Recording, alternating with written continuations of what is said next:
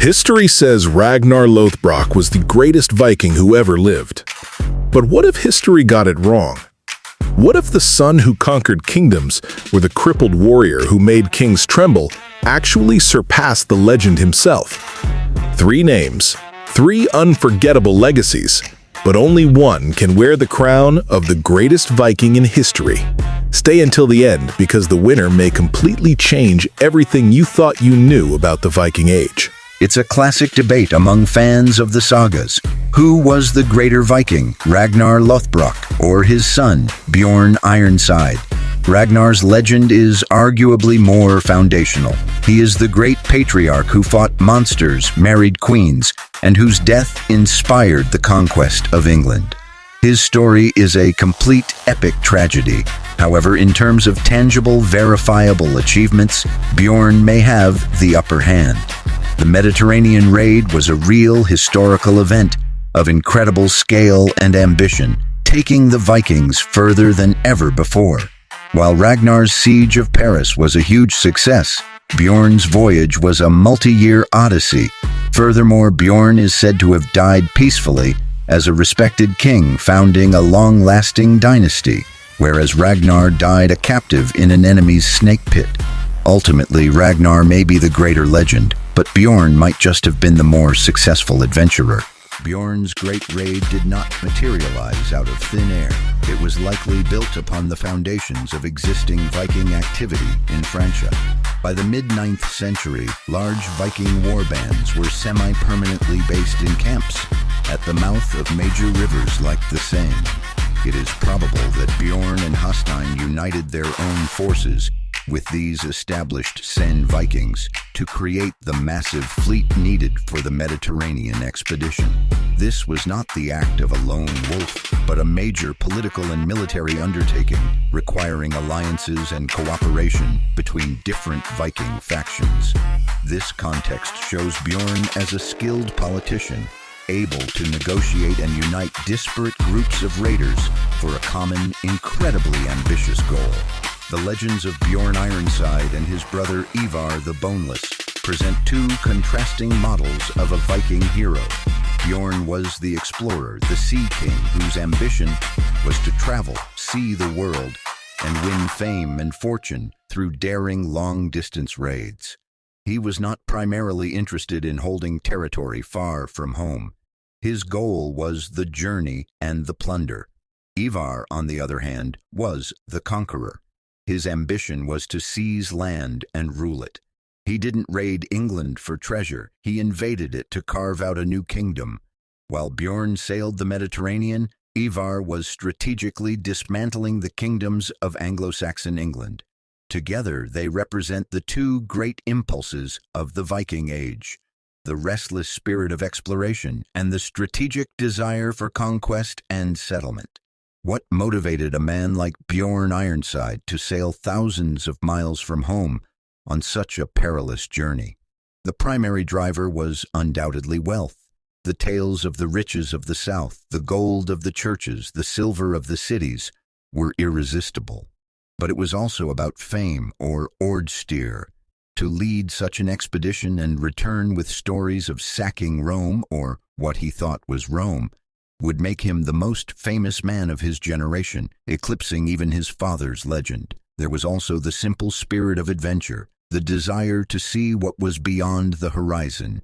For the sons of a man as famous as Ragnar Lothbrok, there would have been immense pressure to live up to and surpass the deeds of their father, a competitive drive that pushed them to ever greater and more dangerous exploits. The primary objective of the great heathen army was to exact revenge on King Ella of Northumbria, the man who had executed Ragnar Lothbrok in a pit of snakes. Ivar's strategy to achieve this was flawless. After landing, his army captured the city of York, drawing Ella into a trap. According to the sagas, Ivar cleverly tricked the overconfident Ella into attacking the Viking-held city, while a second Northumbrian army was elsewhere, allowing the Vikings to destroy the divided English forces. They captured King Ella alive, and Ivar's long-awaited vengeance was finally at hand. The saga then describes Ivar ordering the king's execution by the ritual of the blood eagle, a brutal and symbolic act that fulfilled his father's final prophecy and cemented Ivar's reputation for cruelty. When the sons of Ragnar gathered their forces to avenge his death, it was Ivar the Boneless who emerged as the undisputed mastermind. While his brothers like Bjorn Ironside were great warriors, Ivar was the strategic genius who planned the entire invasion of England. The great heathen army was not a typical Viking raiding party. It was a disciplined, coordinated force that operated with a long-term strategy of conquest. Ivar's brilliance was evident in their choice of landing spot, their use of fortified winter camps, and their ability to exploit the political divisions between the Anglo-Saxon kingdoms.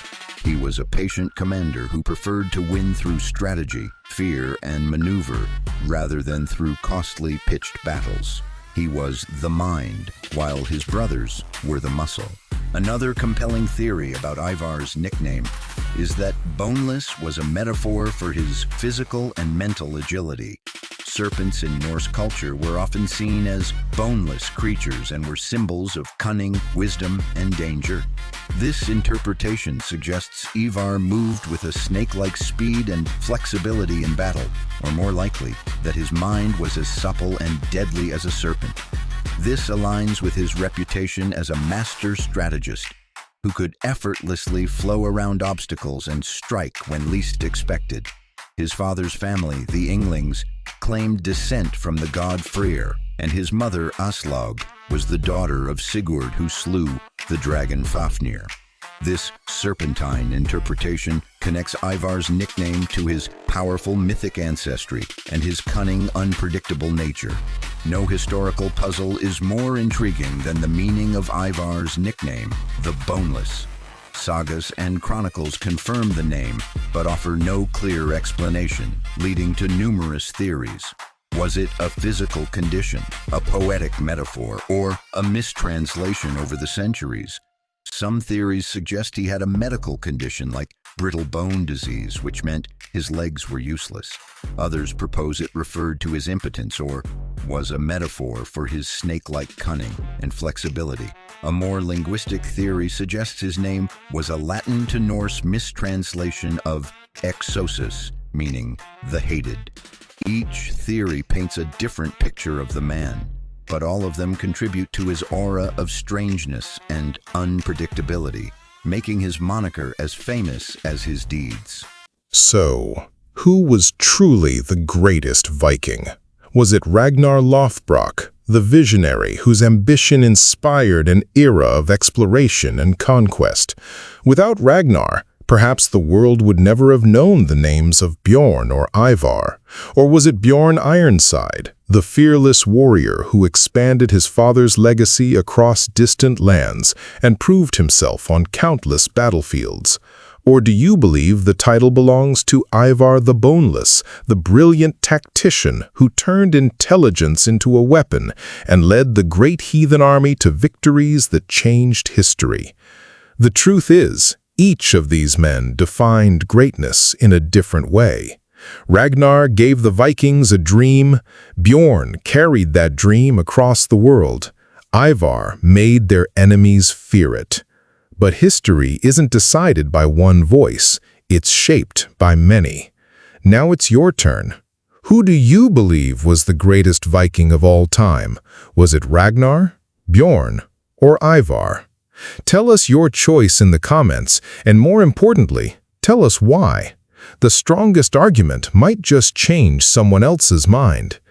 If you enjoyed this journey into Viking history, don't forget to like this video, subscribe to Viking Legends TV, and turn on notifications so you never miss another legendary story. Until the next saga, may Odin grant you wisdom, may Thor give you strength, and may your legend live on. Skål!